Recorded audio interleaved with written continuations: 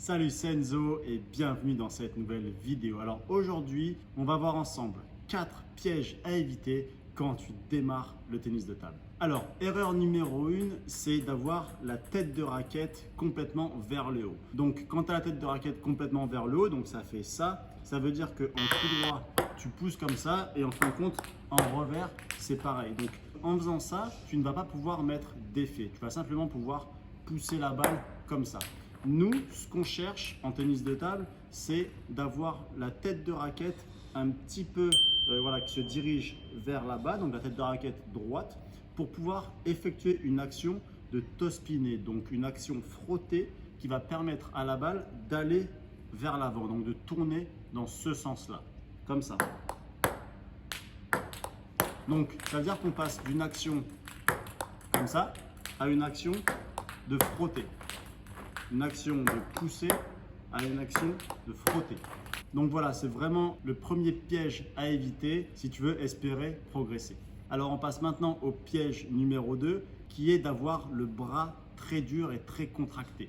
Nous, ce qu'on cherche en tennis de table, c'est du relâchement dans le bras, dans la main, dans le poignet, dans les doigts pour pouvoir effectuer les bonnes actions.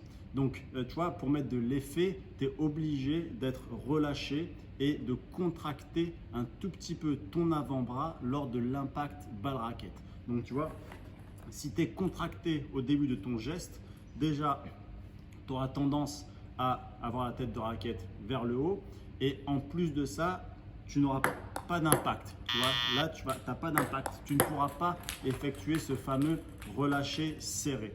Alors que si tu es détendu, tu as l'avant-bras, enfin tu as le bras détendu, tu vas pouvoir faire une action de 1, 2, 1, 2 et justement effectuer ce relâché serré qui est vraiment important pour pouvoir mettre de la vitesse et de l'effet dans les balles. Alors maintenant, on passe au piège numéro 3 qui est que tu dois absolument te décoller de la table. Donc tu vois, là je suis collé, ça veut dire que les balles, je vais les prendre toutes au rebond. Je vais les prendre comme ça si je suis collé, tu vois. Donc ça veut dire que s'il y a un petit peu d'effet dans la balle, je vais prendre tout l'effet et voilà, j'aurai beaucoup moins de contrôle tout simplement. Donc vraiment, c'est très important que tu te recules un tout petit peu. Donc tu vois, pas ici, c'est pas la peine, mais tout simplement ici pour te créer un espace dans lequel tu vas pouvoir laisser rentrer la balle et pouvoir jouer tranquillement. Donc en te reculant comme ça et en te créant de l'espace, là tu vas pouvoir mettre un peu plus d'effet et jouer beaucoup plus avec la balle, avec les rotations. Et également, tu vas pouvoir voir beaucoup mieux les balles qui t'arrivent et surtout quel type de balle pour pouvoir faire les meilleurs choix possibles. Et pour finir, le quatrième et dernier piège à absolument éviter, c'est de vouloir jouer les balles au ras du filet, tu vois, comme ceci.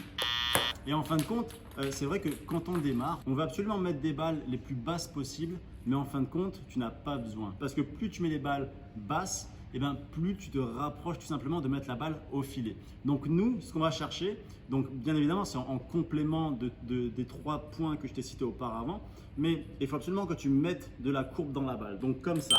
Tu vois, pourquoi? Alors d'une, ça va très certainement appâter ton adversaire à jouer fort. Et si ton adversaire ne maîtrise pas son coup, il y a de grandes chances qu'il mette la balle dans le mur ou au filet. En plus de ça, si ton adversaire met un petit peu d'effet, tu vas voir que tu auras beaucoup plus de contrôle et de marge à mettre de la trajectoire dans la balle. Parce que même si tu ne vois pas l'effet, le fait de faire passer vraiment la balle au-dessus du filet, donc à une hauteur à peu près comme ça, tu seras beaucoup moins affecté par les effets adverses. Donc voilà, c'était le point numéro 4.